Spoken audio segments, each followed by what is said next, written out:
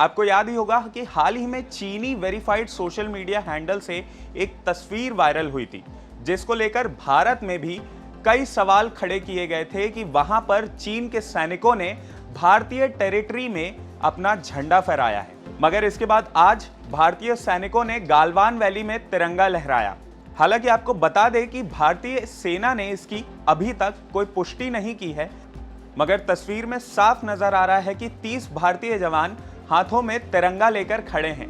उनके हाथों में हथियार भी है। एक तिरंगा चौकी पर लहरा रहा है तो दूसरा तिरंगा भारतीय जवानों के हाथों में है।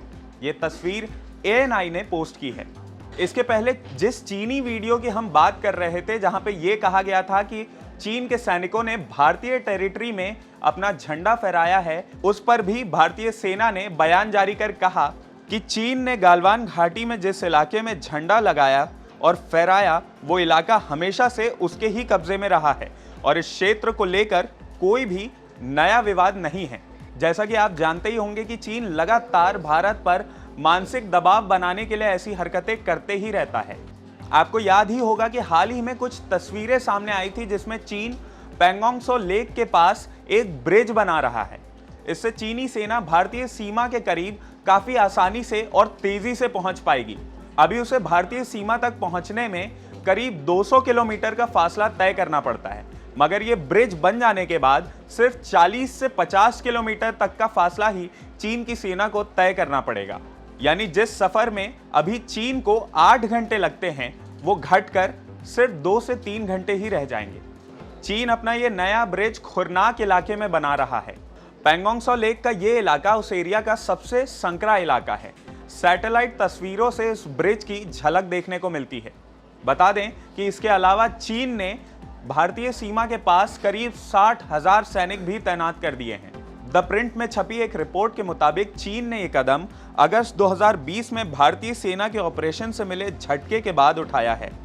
तब भारतीय सेना ने चीनी पीपल्स लिबरेशन आर्मी यानी PLA की सेना को खदेड़कर सारी पहाड़ी चोटियों पर अपना कब्जा जमा लिया था। फिलहाल ये ब्रिज अंडर कंस्ट्रक्शन है और रिपोर्ट्स के मुताबिक ब्रिज के सारे पार्ट्स को बना लिया गया है, बस उसे असेंबल करना ही बाकी रह गया है। चीन ये ब्रिज खुरनाक से लेकर रुदोक इलाके तक बना रहा है और ये सबसे संकरा इलाका बताया जाता है। जैसा कि हमने बताया कि पैंगोंग त्सो लेक का ये इलाका काफी संकरा है और चीन ने सारे पार्ट्स बना तो लिए हैं, अब बस इसे साइट पर जाके जोड़ा जाना बाकी है। पैंगोंग त्सो लेक का इलाका 135 किलोमीटर में फैला हुआ है और इसका कुछ हिस्सा लद्दाख तो दूसरा हिस्सा तिब्बत में आता है और यही वजह है कि यहाँ पर भारत और चीन की सेनाएं हमेशा आमने सामने रहती है। और हाल ही में 2020 में हमने भारत और चीन के बीच इसको लेकर विवाद होते भी देखा।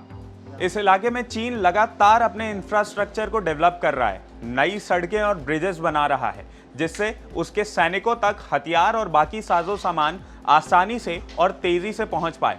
अगस्त तक इस इलाके तक पहुंचने में चीनी सेना को 2 दिन का समय लगता था, मगर इसके बाद चीन ने इतनी तेजी से इस इलाके में कंस्ट्रक्शन किया कि चीन की सेना अब कुछ ही घंटों में भारतीय सीमा तक पहुंच सकती है।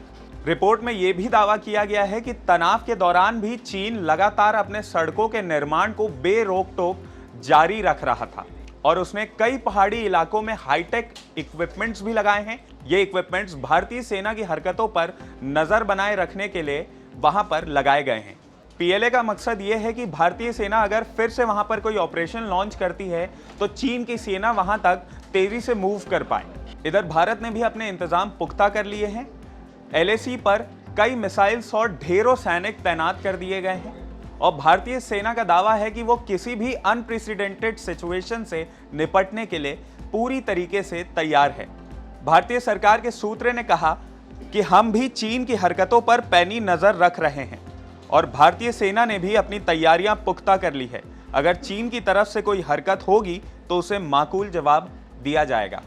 ऐसे में चीन की इस नई हरकत के बारे में आपका क्या कहना है, हमें कमेंट करके जरूर बताएं। अगर आपको ये वीडियो पसंद आया हो तो इसे लाइक और शेयर करना ना भूलें और खबर बेबाक को जरूर सब्सक्राइब करें। आज के लिए इस वीडियो में इतना ही। बने रहें खबर बेबाक के साथ।